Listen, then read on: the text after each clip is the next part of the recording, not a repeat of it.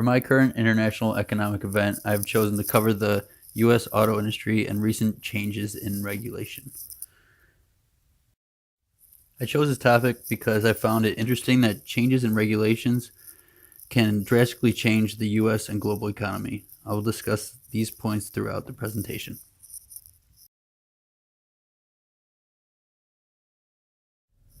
The event that could affect the U.S. auto industry is President Trump talking about reducing emissions regulations. We've already seen his lack of respect for the environment, with Trump announcing the U.S.'s withdrawal from the Paris Climate Agreement recently. The Paris Climate Agreement is a relatively newer global agreement to set standards for reducing greenhouse gas emissions.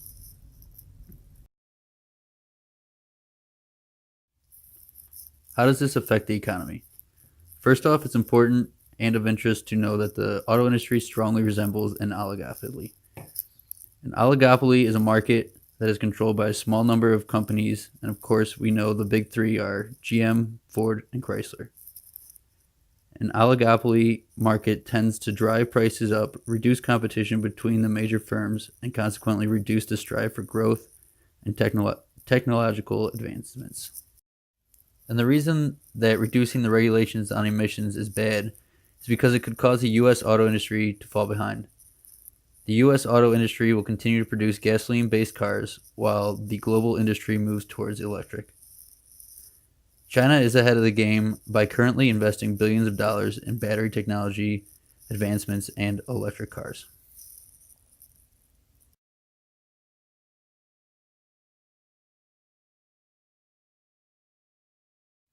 And here's an image that shows the major car manufacturers. As you can see, the main three at the top in the bigger bubbles are GM, Ford, and Chrysler. You can also see the many subsidiary companies that each of the big three own.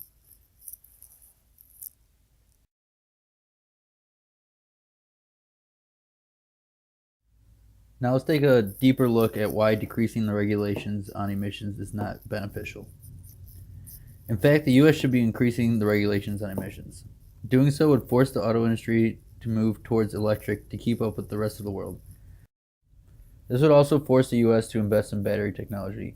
Since the electric cars are going to become more and more common and gas less common, this could make sure that the U.S. is not dependent on China and other nations for their batteries. Principles of trade regimens include environmental safety valves.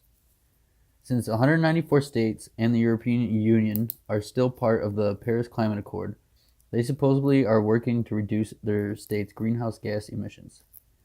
This could lead to these states regulating or even possibly banning U.S. automobiles because of their insufficient emissions regulations.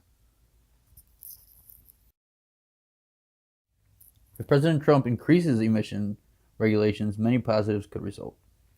The move to electric cars would let the U.S. be less dependent on oil from other states. This could in turn decrease debt by evening the balance of trade through a decrease of imported oil. The investment into battery technologies would create new jobs, and of course, it would be better for the environment. The next couple slides include some graphs that I thought would help show the importance of the auto industry in the U.S. economy. This graph shows the global automotive imports and exports in 2011 in billions of dollars. As you can see, the U.S. is in the top 3 for exports.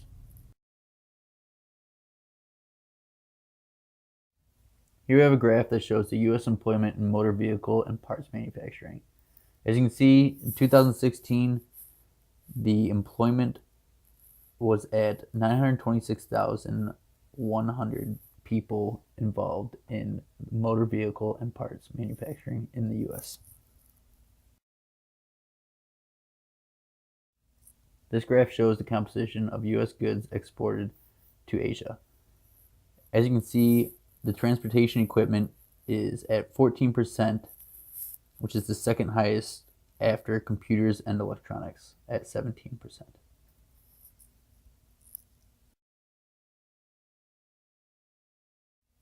Thank you for watching, and here is a list of sources and places you can get further information on the topic. Thanks.